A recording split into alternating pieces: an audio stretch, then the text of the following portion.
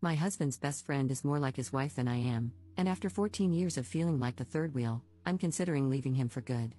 Posted by you/jazzlikesugar7209. My husband, 36M, and I, 34F, have been married for 8 years, together for 14, and we have a 4-year-old daughter who is our whole life. He had been married before to Eliza, his best friend. They married at 18, were together for 2 years, and then divorced. They remained best friends, and when we started dating, Eliza, my husband's other best friend Jack, and my husband were a tight-knit group. Eliza was one of the bros, and I was always the girlfriend and later the wife, always an outsider. His 2 friends are single, so our house was always a place for them to crash. Ever since we moved in together, they would show up unannounced and do their own thing while I made snacks and full meals. For the first year, I tried my best to integrate into their clique, but it never worked out. It was always awkward, and I felt like I was inserting myself where I didn't belong, so I stopped trying and relegated myself to being a great host and letting them do their thing. I didn't notice at first, but over the years, resentment has built up. I feel like a 1950s housewife serving drinks and lighting darts for the men. My husband on his own is amazing, and I love him. He has been a great partner and my best friend during these 14 years. The problem is, I'm not his best friend, Eliza is. Every single thing that happens in our life has to be discussed and analyzed with Eliza. Early in our relationship, I got pregnant. I took the test late at night, and we were really scared. Despite this, he was so reassuring, holding me the whole night and telling me he was ready to do whatever I wanted. I said I needed time to really think about it. The next day, we went to our classes and agreed to meet for lunch. When we met, he asked me how I was feeling, then told me he had the contact information for a doctor who performed terminations. It was illegal back then. I asked how he found one so quickly when I wasn't even sure what I wanted to do. His answer? He called Eliza early in the morning, and she had a friend who knew someone. I felt so betrayed because this was something deeply personal to me, and he went and shared it with someone else. Not just someone else, it's Eliza, come on, he said. In the days that followed, every time I saw him, he had new information from Eliza and Eliza's friend. I was so confused and scared, and Eliza convinced my boyfriend we needed to act fast because it would be easier. Under so much pressure, I agreed. Long story short, it was a terrible, unsanitary clinic, and I almost died. To this day, I don't know if I should have kept the baby or not. But it's better not to dwell on it. When my boyfriend proposed, Eliza was fake mad that he hadn't told her first. The only way to placate her was to make her his best man, even though my husband had a male best friend. Every little or major event in our life turns into, yeah, I'm going to tell Eliza now, you know how she gets. I was S8 as a child and told my husband about it. He was the first person I ever confided in. Months later, Eliza and I were alone in our kitchen, and she started talking about something she'd heard on the news about a girl raped by a family member. Then she hugged me. When I started trying for a child and got pregnant, I asked my husband to keep it between us for a little while. It was Wednesday. By Sunday, when I saw Eliza, she congratulated me. I ended up miscarrying. I started looking for a doctor to help me deal with my depression, again, something I wanted to keep private. Eliza was so understanding. When I was pregnant with my daughter, Eliza came to me full of advice on things I should do. I told her to mind her own business, which really hurt her feelings. I stood my ground and told my husband I wasn't going to raise my child with Eliza's input and didn't want to hear any advice from her. This turned into a big fight with my husband because I was rude and Eliza was family and already considered herself an auntie. That was the only time I gave my husband an ultimatum: Eliza better keep herself away from my motherhood, or I will leave. Now, my resentment has reached the point where I don't want her near me, my house, or my husband. I feel like she is more married to my husband than I am. My whole life feels like I'm living in a best friends to lovers drama. I'm not sure why I'm writing this. Probably because I'm sitting alone in a coffee shop thinking how much I want my husband to just be my husband, not make me feel like a lame love interest in someone else's epic love story. In the past, my husband thought I was being childish. Despite loving him, I can't keep being married like this. I don't feel I can trust him to talk to me without involving Eliza, and I don't want to issue another ultimatum. Update 1 month later. I'm going to start by saying how thankful I am to everyone who showed grace on my last post. This isn't a happy update. If anything, welcome to the pity, angsty train. After writing my post and reading how most people felt about it, my head was full of doubts and sadness. Your opinions weren't a surprise since most of my friends and family had voiced the same at some point. I guess I'm too slow and need to be punched harder to understand. A few days after my post, I took a pregnancy test, and it was positive. Having a large family is what we always wanted, and ever since my termination, I've been left with a feeling of having empty arms. Holding my daughter in my arms felt like being whole again, and I knew I needed to grow my arms even more to hold my new baby too. But after the initial happiness, an ugly feeling started to grow in my stomach. I didn't want Eliza in our life. It felt like taking off my innocence glasses, and I was finally able to see her, really see her. How every smile was so damn fake, how every compliment was always mean-spirited or a veiled self-compliment. Nice potato salad, it was great. Oh, remember, to my husband, that potato salad I made? It was kinda unbelievable blah blah blah, or, nice outfit, I love how confident you are. I can't leave the house without making sure my outfit is flawless.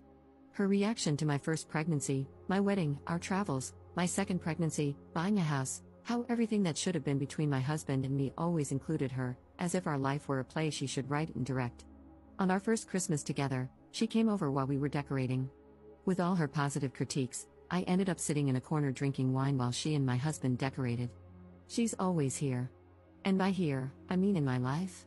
She has a say in everything in my life, to the point that when my husband voices his opinion, I can tell when it's his words and when it's Eliza's. I'm not saying that since I wrote the last post, everyone turned into ultimate evils, but thinking and rethinking about my life with my husband, I realized I've always been a passive character. It's like my husband got himself a pet, and he and Eliza are going to be endgame when they both realize they never stopped loving each other. Some of you, like my sister, will say I'm dormant. I guess I am. I've let this go on for so long that it's become normal. My life isn't bad, my husband hasn't been a bad husband, and Eliza isn't so bad at the bars that she hasn't tried to kill me yet. I know it's clear to all of you, but to me, this has been my life for years, my day-to-day. I've learned to look away and make myself small so I don't make others uncomfortable. Maybe because I'm pregnant and hormonal, but I'm tired of this. I love my husband, but I feel he can't fully love me with Eliza whispering in his ear and him running to please her like a golden retriever. After all that thinking and rethinking, I sat my husband down and told him we needed to set some strong boundaries because our marriage wasn't working. I didn't feel loved or respected as a wife or even as a person. I explained more or less what I've written here. My husband denied everything and tried to explain himself, saying Eliza was like a sister to him. I said even siblings have boundaries. It went back and forth, with him making me doubt whether I was, in fact, trying to control who was or wasn't in his life. He even joked about whether he'd need to sneak away to have a drink with his friends. For a moment, I wondered if I was, in fact, crazy. But I stood firm. If he wanted to keep this marriage, Eliza needed to be gone from our life. At first, I thought low contact would be enough, but seeing his reaction, I knew that wouldn't work. Maybe I wouldn't see Eliza, but he certainly would, and I would be antagonized and mocked. Honestly, knowing this made me realize my marriage was over. So I pressed with important questions. What were his real feelings? Why did they divorce if they were so hung up on each other? Why hadn't he left me sooner? Why not leave me now? Did he love Eliza more than me? Why? What was it about her? What did she have that I didn't, that made her impossible to leave? In summary, he loves her, but he also loves me. He doesn't understand how. Both of us bring something he doesn't want to miss. He's not sure if he wants a life with Eliza like the one we have, a marriage, a family, but she is his soulmate. They divorced because their relationship was so intense it burned them both. With me, he has calm, peace, and a loving place to come back to. He's never cheated but admits he sometimes fantasizes about her being me and me being her. They often talk about having this life together but agree that being together would destroy their bond. Also messed up, my God. I know it was kind of obvious to all of you in my first post, and it should have been obvious to me. But hearing my husband say he loves another woman, that she's his soulmate, and that he put her at the center of our life, made her an auntie to our daughter and some kind of sister-in-law to me, a supposed family friend, it broke me. I'm not going to lie. I threw myself on the floor, hugged his legs, and begged him, asking what I needed to do to make him love me, to only love me. I felt so pathetic, but I thought everything was worth saving something as valuable as my marriage. I cried and cried and cried. And the hardest part was hearing there was nothing I could do. This is all. I know it's not some shocking news, but for me, my life is falling apart. The only things holding me together are two little hands that hug me every night and the small bean in my belly. We haven't discussed anything legal yet. He's left the house, and my sister and mom are staying with us for now. Top comment. He's a selfish, cruel man. She is equally horrible. He used you, kept her around, and she played along with it. He says he sees her as a sister but then claims he fantasizes about her being you and you being her. Both cannot be true at the same time. She is either a sister to him, or he wants her to be his wife. All he does is lie. He was living his best life and got everything he wanted. He has cheated, maybe not physically, though I doubt it, but emotionally, he has. You deserve to find someone who truly loves you and chooses you every single time, not someone who keeps another option. You were their little doll to play with. You gave him all these wonderful things so she didn't have to, but she gets the perks of being your husband's girlfriend without ever having to get pregnant or do any hard labor in a marriage. I'm so sorry. Second update 1 month 2 weeks later. Hopefully, this will be my last update, but not the end for me. Thanks again to everybody who sent me encouraging messages or replied to my last 2 posts. To clarify a few things people asked or guessed, yes, I'm South American. I live in a very religious country and was raised Catholic, even though I don't follow any religion now and consider myself an atheist. Some things are just too deeply ingrained in our brains. Also, yes, I grew up seeing my mom crying over my dad's multiple affairs. I always thought I would never let something like that happen to me, but oops. Luckily, I started seeing a therapist and will heal a lot of things. One of the very first things I discussed with my therapist was my termination, how deeply it hurt me and how big an impact it had on my mind. And yes, some of you guessed correctly. After the termination, I was determined to get something good out of a very traumatic event. Since I loved my then boyfriend so much, I thought maybe our relationship could grow stronger and better. And I fought hard for that. Then, after a while, it became more about, have I suffered so much for this relationship just to lose it over this one thing? No. Later, it turned into, this is my life, go to sleep and get over the pain. Now, I realize how similar that mindset was to my mom's while forgiving my dad. But since I wasn't being physically cheated on, it never crossed my mind that I was doing the same thing. Now, about my husband and me, we are getting a divorce. I put on my big girl pants and went to talk to him again. I promised myself and my children that I would never beg someone to love me, and my children wouldn't have to grow up believing that something is worth more than loving and respecting yourself. So, I went to talk to him, mostly to say I wanted a divorce, and that's all. At first, I wanted to write down all the things he did that hurt me and how much they hurt, but what's the point? Communication time is over for us as a couple. He was all shocked and then teary because he didn't want a divorce. He tried to convince me to take more time to think. Then he tried to negotiate, asking what I needed for this to work, what I wanted, and what he was willing to do. He was so generous to offer to take some distance from Eliza to work on our issues. I laughed like a maniac because WTF. He said our family means everything to him, our daughter, our new baby. I was something he valued so much. I was the heart of his family, and he would always love me and be thankful for everything I gave him. This hurt because, yeah, he doesn't see me as a woman or his wife. I'm the mother of his children. I'm the one who takes care of him and his house, and he's thankful? It was a long talk, but it was mostly the same thing over and over again. In the end, he proposed that I keep the house, stay married because his job has great benefits that I should take advantage of even if we weren't together. He said he would cover all expenses, and we could live in different houses. In the end, he reluctantly agreed to the divorce. I'm now working on establishing new boundaries. I agreed that we should keep things friendly because we have 2 kids to co-parent. Since he doesn't have a place to live yet, I allowed him to hang out with our daughter in our home, take her to the park, etc.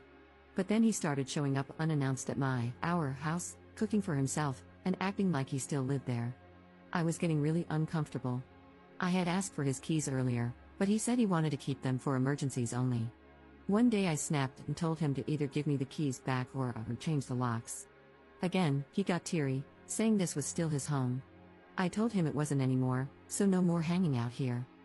Now, I'm thinking it's best to sell this house and find something new that can be mine and the kids' home only.